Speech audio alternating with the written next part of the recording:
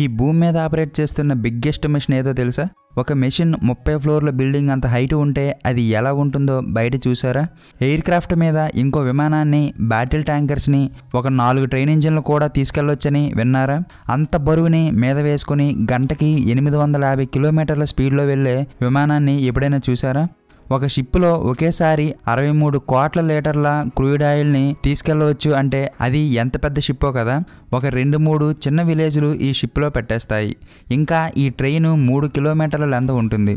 200కు పైగా కంపార్ట్మెంట్లు ఉంటాయి. ఈ ట్రక్కు 3 అంతస్తుల బిల్డింగ్ అంత పొడవు ఉంటుంది. ఈ వీడియోలో బిగ్గెస్ట్ మెషిన్స్ వెహికల్స్ గురించి చెప్పబోతున్నా. వీడియోలోకి వెళ్లే ముందు ఒక లైక్ చేయండి. బ్యాగర్ 293 ఇది చూశాక జర్మన్ ఇంజనీరింగ్కి మీరు ఫిదా అయిపోతారు.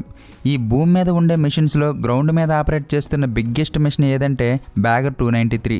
హైటు 315 అడుగులు, 738 అడుగులు పొడుగు, 14,200 టన్నుల బరువు. దీనిని ఆపరేట్ చేయడానికి 5 మనుషులు కావాలి. ఆ చక్రం చూడ్డానికి ఫోటోలో చిన్నగా ఉన్న దాని సైజు 70 అడుగులు. వీల్కి 18 పెద్ద బకెట్లు ఉంటాయి. చూడ్డానికి ఏదో ఏలియన్ ప్లానెట్లో షిప్లా ఉంటుంది. బ్యాగర్ 293 1999లో జర్మనీ బొగ్గు గనుల్లో పనిచేయడానికి తయారు చేశారు. ఇప్పుడు ఉన్న ఇండియన్ రూపీస్లో చూస్తే దీనిని తయారు చేయడానికి 830 కోట్లు ఖర్చు చేశారు. జస్ట్ ఈ మెషిన్లో పార్ట్స్ అన్ని అసెంబుల్ చేయడానికి 10 సంవత్సరాల టైం పట్టింది. దీని ముందు వర్షన్ బ్యాగర్ 288తో కలిపి ఇది కూడా టాలెస్ట్ మెషిన్లా గిన్నిస్ వరల్డ్ రికార్డ్స్లో నమోదైంది. ఒక నార్మల్ ట్రాక్టర్, లారీ తీసుకుంటే 10 నుండి 30 క్యూబిక్ మీటర్స్ ఇసుక తీసుకెళ్లగలవు. ఈ బ్యాగర్ 293 ఒక రోజులో 2,40,000 క్యూబిక్ మీటర్స్ బొగ్గుని తీయగలదు. ఇది చాలా స్లోగా మూవ్ అవుతుంది. అప్పుడెప్పుడో 20 కిలోమీటర్ల దూరంలో ఉన్న వేరే మైన్కి తీసుకెళ్లడానికి 3 వీక్స్ టైం పట్టింది. ఇలాంటి పెద్ద మెషిన్లు బయట చూస్తే మెన్ విల్ బి మెన్ అన్నట్లు అందరూ దానినే చూస్తూ ఉంటారు. ఈ మెషిన్ మీరు బయట చూస్తే కామెంట్ చేయండి. యాంటోనవ్ AN-225 మిరియా. ఈ ఎయిర్ క్రాఫ్ట్ ఫుట్బాల్ గ్రౌండ్ కన్నా పెద్ద. దీని పేరు మీద 200కు పైగా గిన్నిస్ వరల్డ్ రికార్డ్స్ ఉన్నాయి. వెయిట్ 285 టన్నులు.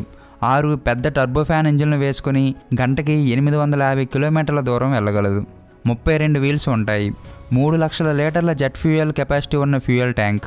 దీని మీద ఒక 3-4 ట్రైన్ ఇంజిన్లు, బ్యాటిల్ ట్యాంకర్స్ని, ఇంకొక విమానాన్ని, హెలికాప్టర్స్ని కూడా తీసుకెళ్లవచ్చు. ప్రపంచంలో ఇది one and only air craft. కానీ దీనిని ఇప్పుడు పేల్చేశారు. మ్యాటర్లోకి వెళ్లే ముందు వీడియోకి ఒక లైక్ చేయండి. 1988లో సోవియట్ యూనియన్ టైంలో యాంటోనవ్ డిజైన్ బ్యూరో అనే కంపెనీ వాళ్ళు యాంటోనవ్ AN-225 మిరియా అనే ఎయిర్ క్రాఫ్ట్ని బురాన్ అనే స్పేస్ షటిల్ని మోయడానికి డిజైన్ చేశారు. మిరియా అంటే డ్రీమ్, ఇన్స్పిరేషన్ అని అర్థం. 1998లో స్పేస్ ప్రోగ్రామ్ అయిపోయాక దీనిని కమర్షియల్గా వాడడానికి రీమోడల్ చేశారు. కానీ ఒక 1 ఇయర్ తర్వాత సోవియట్ యూనియన్ దేశాలన్నీ విడిపోవడం వల్ల ఈ AN-225 ఎయిర్ క్రాఫ్ట్ని ఉక్రెయిన్ కంట్రీకి వదిలేశారు. దీని లెంత్ 275 అడుగులు, అంటే ఒక ఫుట్బాల్ గ్రౌండ్ కన్నా పెద్దది. వింగ్స్ ఎండ్ టు ఎండ్ 288 అడుగులు, హైటు 26 అడుగులు.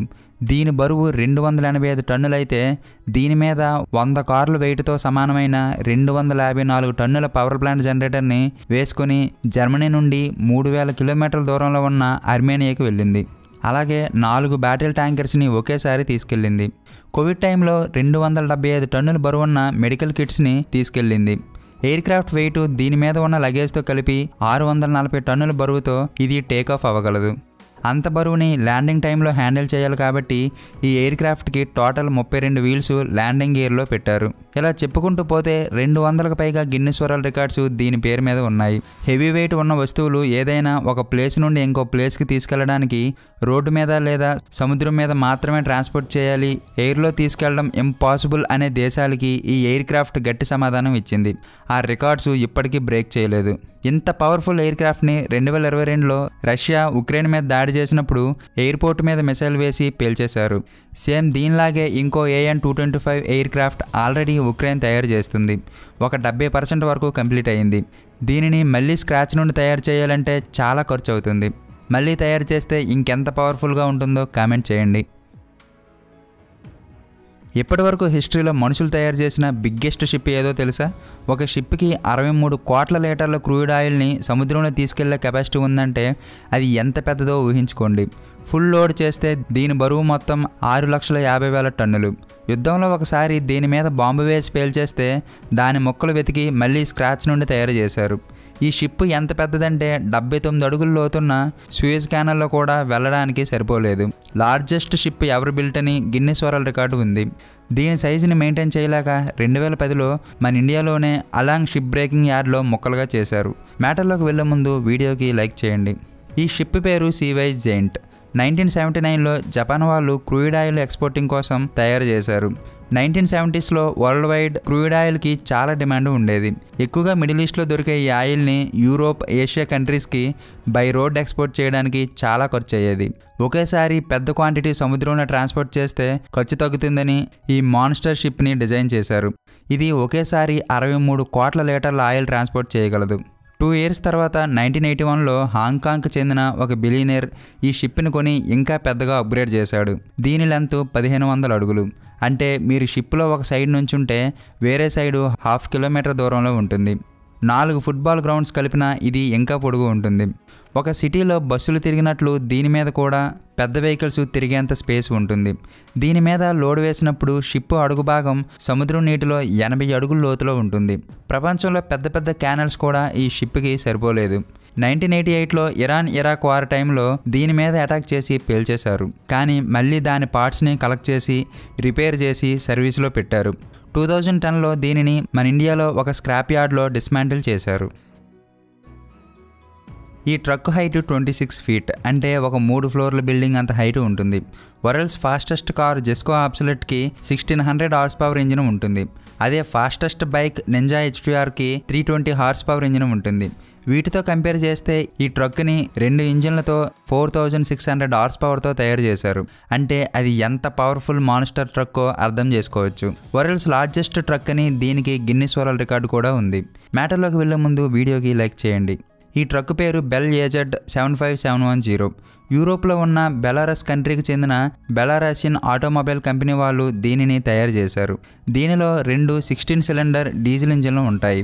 మొత్తం power 4600 horse power. Top speed గంటకి 64 కిలోమీటర్ల స్పీడ్ వెళ్తుంది. ఈ ట్రక్ వెయిట్ 360 టన్నులు. 450 టన్నుల లోడ్ని తీసుకెళ్లగలదు. కోల్ మైన్స్లో పెద్ద స్టోన్స్ ఎక్కువ లోడ్ని దూరంగా తీసుకెళ్లడానికి ఈ ట్రక్ని డిజైన్ చేశారు. ఈ ఒక్క ట్రక్కు 25 నార్మల్ లారీల లోడ్ని ఒకేసారి తీసుకెళ్లగలదు. ఇలాంటివి వరల్డ్లో ఆ సైజులో 3 మాత్రమే ఉన్నాయి. దీనిని డ్రైవ్ చేయడానికి ఒక డ్రైవర్ సరిపోతాడు, కానీ లోపల చాలా కంఫర్ట్ ఉంటుంది. దీనిని తయారు చేయడానికి 60 కోట్లు ఖర్చు అవుతుంది. కానీ దీని ప్రొడక్షన్ స్టార్ట్ చేసే ముందు రీసెర్చ్ కోసం 170 కోట్ల పైగా ఖర్చు చేశారు. ఇలాంటి పెద్ద ట్రక్స్ని రియల్ లైఫ్లో చూస్తే మీ రియాక్షన్ ఎలా ఉంటుందో కామెంట్ చేయండి. సహారా ఎడారిలో నడిచే ఈ ట్రైను 3 కిలోమీటర్ల పొడుగు ఉంటుంది. 200కు పైగా కంపార్ట్మెంట్లు ఉంటాయి. మొత్తం ట్రైన్లో 20,000 టన్నుల ఇనుప ఖనిజాన్ని ఒకేసారి తీసుకెళ్తారు. అంత బరువుని 50 డిగ్రీల టెంపరేచర్ ఉండే సహారా ఎడారిలో 700 కిలోమీటర్ల దూరం లాగడానికి 3 లేదా 4 పవర్ఫుల్ లోకోమోటివ్ ఇంజిన్లు ఉంటాయి. మ్యాటర్లోకి వెళ్లే ముందు వీడియోకి ఒక లైక్ చేయండి. 3 కిలోమీటర్ల పొడుగున్న ఈ మాన్స్టర్ ట్రైన్ ఆఫ్రికాలో మౌరిటానియా అనే దేశంలో ఉంది. సహారా డెసర్ట్లో ఉన్న ఇనుప గనుల నుండి 700 కిలోమీటర్ల దూరంలో ఉన్న సీపోర్ట్కి ఇనుప ఖనిజాన్ని తీసుకెళ్లడానికి ఈ ట్రైన్లు తయారు చేశారు. దీనికి 3 లేదా 4 EMD డీజిల్ ఎలక్ట్రిక్ ఇంజిన్లు ఉంటాయి. ఒక్కో ఇంజిన్కి 4000 హార్స్ పవర్ ఉంటుంది. అంటే 4 లోకోమోటివ్స్ వేసుకున్న టోటల్గా 16,000 హార్స్ పవర్ ఉంటుంది.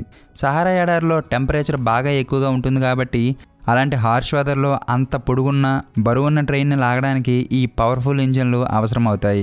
స్విట్జర్లాండ్లో 1.9 కిలోమీటర్ల పొడుగున్న వరల్డ్స్ లార్జెస్ట్ ప్యాసింజర్ ట్రైన్ 100 కంపార్ట్మెంట్లతో 3000 టన్నుల బరువు ఉంటుంది. దానితో కంపేర్ చేస్తే ఆఫ్రికాలో ఉన్న ఈ ఐరన్ ఓర్ ట్రైన్ 200 కంపార్ట్మెంట్లతో 20,000 టన్నుల బరువు తీసుకెళ్తుంది. అంటే అది ఎంత పవర్ఫుల్ ట్రైనో అర్థం చేసుకోవచ్చు. అక్కడ లోకల్స్కి డిసర్ట్లో ఎలాంటి ట్రాన్స్పోర్ట్ ఉండదు కాబట్టి అందరూ ఈ ట్రైన్ మీద కూర్చొని ప్రయాణం చేస్తారు. వాళ్ళ కోసం ఒక 2 కంపార్ట్మెంట్లు సపరేట్గా ఉంటాయి. మీకు ఛాన్స్ వస్తే ఈ ట్రైన్ ఎక్కి అలా సహారా ఎడారిలో అడ్వెంచర్ చేస్తారో లేదో కామెంట్ చేయండి. ఫ్రెండ్స్, ఇలాంటి ఇంట్రెస్టింగ్ ఫ్యాక్ట్స్ కోసం మన ఛానల్కి సబ్స్క్రైబ్ చేసుకుని పక్కనే ఉన్న బెల్ ఐకాన్ మీద క్లిక్ చేయండి. Thank you for watching.